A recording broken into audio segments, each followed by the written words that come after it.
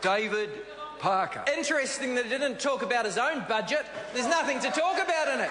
They're one-trick ponies on the other side. They think that the only thing to be done is to balance the budget.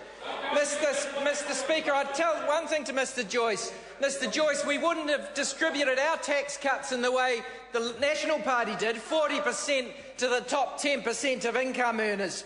Mr. Speaker, this budget is underwhelming. I do give some credit to the Minister of Finance for getting back to break-even. And I do call it break-even rather than surplus because there's enough fudges in there to show that it really is just a break-even. The delaying of the ACC payback to New Zealanders through overcharging for ACC. The swizzle in respect of the Christchurch rebuild numbers where when Christchurch says infrastructure rebuild costs are going up, the Crown through the governments decreased their allowance for it on the government side of the ledger. Hard to believe that's right. And then taking out, except in the contingency, the cost of increasing KiwiSaver. But nonetheless, it's good that we're back to break-even because governments should live within their means. But this budget is so underwhelming overall because a budget should do more than just balance the books. Any responsible government would address the long-term issues facing the country, and this budget does not. Let's start with low wages. What's happened in the last year? 46% of New Zealanders have had no increase in their wage rate in the last year, and that is the official statistic from the Labour Cost Index prepared by the Statistics Department. 46%. What's projected going out is that even on average, wage growth, real wage growth going forward after inflation is on average less than 1% per annum over the next 3 years. Really lacklustre in a country that has a low wage problem where people can't afford to buy a house. Mr. Speaker, that is a terrible outcome. And why? Because the government is so lacking in economic vision, it will not pull the levers that it knows should, or that most people know should be pulled. You know, we need deeper pools of saving in New Zealand. That's right, we need universal KiwiSaver. The vast majority of New Zealanders agree with us. So does the business community. The reason Australia businesses pay higher wages than New Zealand is that they have invested more in their businesses through the product of their universal work-based savings scheme. What do the National Party say? Won't go there. Won't go there. What's next on the agenda? We know that we need to push that money out of the speculative economy into the productive economy. So we need some pro-growth tax reform, capital gains tax. So the government says, oh, it won't work. It won't work unless every house is included, including the owner-occupied home, which we would not endorse. Well, their problem is that page B1 of the Herald today, support for capital gains tax. Economists say that Labour's 15% capital gains tax on investment property would work. It would work. So, Mr. Speaker, they fail on that front too. What are they doing in respect of housing more generally? Drawing lines on maps. That's the amount, that's what their policy has been to date. Draw some lines on that. Not only that, when they had the opportunity to improve consenting for housing in Auckland through giving effect to provisions in the plan that would have enabled more dense housing inside the urban limit, they wouldn't do that because they're so doctrinaire in their opposition to things that actually work. What are they doing on superannuation? Well, actually, Mr. Speaker, this year the New Zealand government will spend more on superannuation than it spends on preschool, primary, intermediate, secondary and tertiary education combined. This year. Isn't that shocking?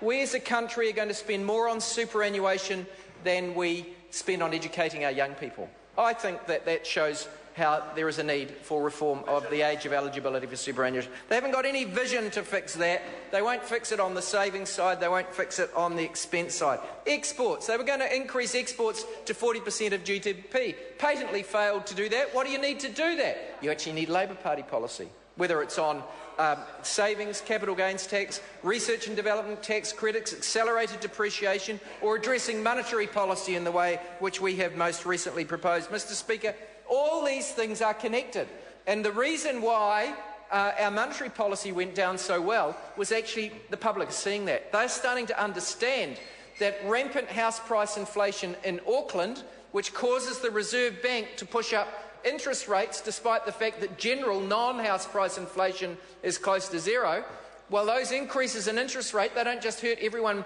paying a mortgage or their credit card or their hire purchase on their car, or if they're a business for their borrowings. They also hurt exporters because they push up the exchange rate, because New Zealand's interest rates go further above international norms. And then what does that cost? That costs jobs. That costs jobs in the regions especially where we don't process our timber, we instead send more logs out raw. Mr Speaker, this budget's underwhelming, as evidenced by the fact that what did they push through under urgency? Under urgency, all stages, the abolition of cheque duty to save 35 cents per person per year. That was the big idea in this budget economically, 35 cents a year saving on cheque duty, pushed through urgency because there was nothing else in this budget that they could pretend was more significant. Mr Speaker, they have adopted some of our social policy, a pale comparison of it. Their extension, the the parental tax credit, it doesn't touch the most vulnerable. So in a country where we've got increasing deprivation caused by higher house prices, higher rents, higher electricity prices above the rate of inflation, for our most vulnerable people, the most vulnerable children get nothing. Now, the National Party turn around and they say, oh, this is all about beneficiaries. You know, New Zealanders, they've actually got a social conscience. They don't like to see these gaps rising. They don't like when their children are playing with the next-door neighbour's children who might be in an impoverished circumstance, to see those gaps getting bigger. Mr Speaker, this budget is a disgrace on that front, given that we have done nothing other than the put off paid doctors, you know, put off till next year the 12 years and unders getting free doctors' visits, which is a good thing, but it really does nothing to increase the increasing gap between the most vulnerable children and others. Mr Speaker, we've got rising inequality in New Zealand. I thought the most disgraceful part of the Prime Minister's speech last week was when he pretended that we haven't got rising inequality in New Zealand.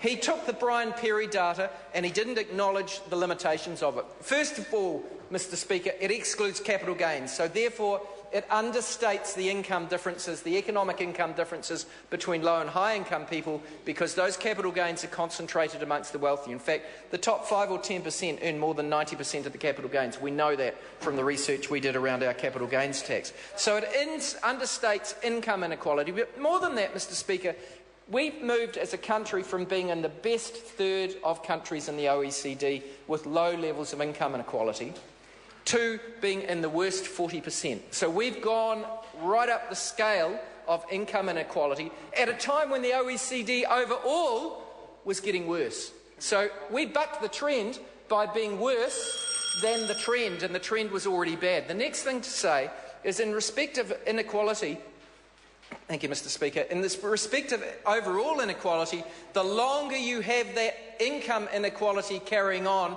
the consequences pile up, and they show up in things like home ownership. And that's why New Zealand has the lowest rate of home ownership in 50 years. And what did this budget do about it?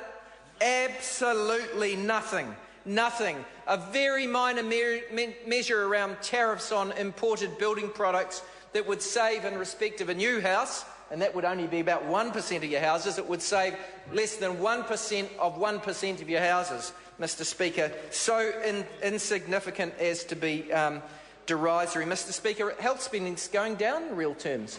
They've lauded this increase, this change to GP visit costs for 12 years and under, but they ignore the fact that in real terms, according to the Treasury's own model, spending's gone down by 2.3%. Mr Speaker, Labor's economic upgrade package will lift wages. It will lift investment into our productive export sector. It will dampen house prices. New Zealanders will be better off as a consequence. It will mean that New Zealand can have lower interest rates. We can get New Zealand's interest rates back to where they are in our international peers, rather than being perpetually higher than them, Mr Speaker. Those are the sorts of policies that New Zealanders lead. The fact that the Prime Minister was so ashamed of this budget that he went out there spinning on the day of the budget about tax cuts and increases in GST shows how their policies have failed. Nationals falling apart on these things. He didn't even tell Bill English that he was going to go out and say it, because the Honourable Bill English was so obviously blindsided and had had to put down cover because their promises weren't affordable. Mr Speaker, they've got no economic plan. Speaker.